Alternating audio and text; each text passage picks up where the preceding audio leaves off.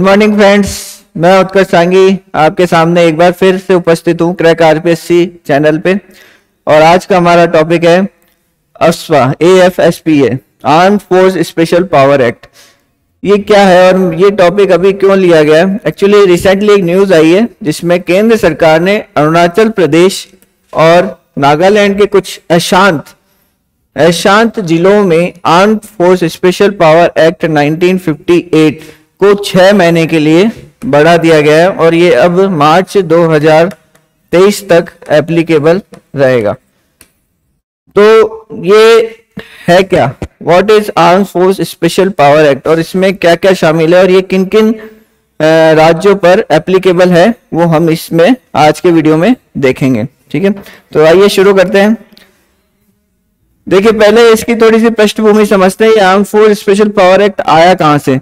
1942 में भारत छोड़ो आंदोलन को कुचलने के लिए ब्रिटिश सरकार ने ये एक्ट पारित किया था उस टाइम, जिसको सशस्त्र बल विशेष शक्तियां अध्यादेश 1942 कहा गया। ठीक है, उसके बाद इसी अध्यादेश तर्ज पर भारत सरकार ने 1947 में 4 राज्यों बंगाल, असम, पूर्वी बंगाल और संयुक्त प्रांत में विभाजन के कारणों से निपटने के लिए इस एक्ट को लागू किया था और अध्यादेश के जरिए इसको लाया गया था। इसके बाद 1958 में यह एक्ट भारत सरकार ने पारित कर दिया। अब ये एक्ट किन पे लागू होता है और इसमें क्या क्या प्रमुख प्रावधान है? पहली बात तो ये कि ये अशांत क्षेत्रों पर लागू किया जाता है। अब अशांत क्षेत्र, डिस्टर्ब्ड एरिया क्या होते हैं? अशांत क्षेत्र जो एक केंद्रीय प्रशासक की नजर में जहां पे बहुत ज्यादा हुड़दंग हो या कुछ डेंजर उत्पन्न हो, उसको अशांत क्षेत्र केंद्र सरकार का प्रशासक घोषित कर सकता है। इसकी डेफिनेशन अभी हम आगे देखेंगे। अब हम इस एक्ट के थोड़े से प्रावधान देखते हैं कि ये एक्ट है क्या, AFSPA। तो यह अधिनियम सशस्त्र बलों को अशांत क्षेत्रों में सार्वजनिक व्यवस्था बनाए रखने की शक्ति देता है। तो ये क्या क्या शक्ति देता है?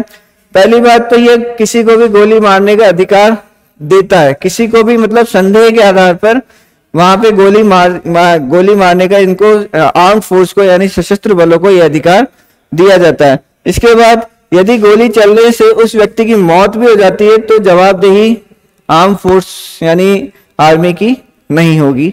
तीसरी चीज, इस क्षेत्र में जिस क्षेत्र में अशांत क्षेत्र घोषित किया गया है उसमें 5 या अधिक व्यक्तियों के एकत्र होने पर भी रोक लगा दी जाती है। और अगर किसी की तलाशी लेनी हो या किसी पे संदेह हो तो इसमें आर्म फोर्स उसकी तलाशी भी ले सकता है और बिना किसी वारंट के किसी को गिरफ्तार भी कर सकते हैं। तो इस तरह इस एक्ट को बहुत ज्यादा पावरफुल बनाया गया। क्यों? ताकि जो इलीगल एक्टिविटीज या जो भी एक्टिविटीज होती है उनको रोकने के लिए। अब इसमें बार बार ये आ रहा है कि अशांत क्षेत्र, अशांत क्षेत्र। तो व्हाट इज अशांत क्षेत्र यानी डिस्टर्ब्ड एरिया क्या है?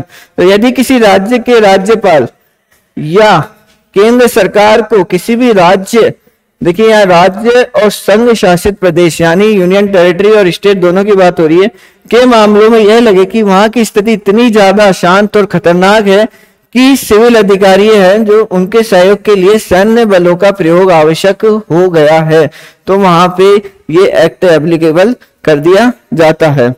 और वहां पे इस तरह फिर वहां केंद्रीय सुरक्षा बलों को तैनात किया जाता है। और अशांत क्षेत्र विशेष न्यायालय अधिनियम 1976 के अनुसार एक बार अगर किसी को अशांत क्षेत्र घोषित कर दिया गया है तो वो 3 महीने की अवधि के लिए अशांत क्षेत्र के रूप में बनाए रखा जा सकता है। तो मतलब इसका टेन्योर कितना है? 3 महीने। कि एक बार अगर किसी को अशांत क्षेत्र घोषित कर दिया गया है तो वो 3 महीने के लिए अशांत क्षेत्र घोषित कर दिया, 3 महीने के लिए अशांत क्षेत्र बना रह सकता है। इसके बाद अभी क्या वर्तमान स्थिति है, मतलब यह किन किन राज्यों पर अभी लागू हो रखा है। तो 1 अप्रैल 2022 को केंद्रीय गृह मंत्रालय द्वारा असम, मणिपुर, नागालैंड और अरुणाचल प्रदेश के कुछ हिस्सों में इसको लागू किया गया था। एक्चुअली धीरे धीरे इसको कम कर रहे हैं। तो पहले तो नॉर्थ ईस्ट के सभी 7 स्टेट्स में ये लागू किया गया था, बट अब इनको धीरे धीरे कम किया जा रहा है। अभी ये जम्मू कश्मीर में भी लागू है, तो 4-5 स्टेट में ये लागू हो गया है। एक तो जम्मू कश्मीर तो यूटी हो गई और 4 स्टेट।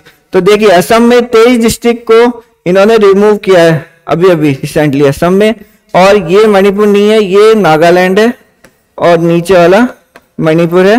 तो मणिपुर में से 7 डिस्ट्रिक्ट रिमूव किए गए और नागालैंड में से 6 डिस्ट्रिक्ट रिमूव किए गए। तो ये अरुणाचल प्रदेश, असम, मणिपुर, सॉरी नागालैंड, मणिपुर और जम्मू कश्मीर यानी ये यूटी पे, तो ये 5 जगह अभी पूरे देश में लागू है।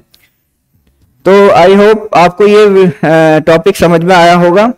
धन्यवाद, थैंक यू सो मच।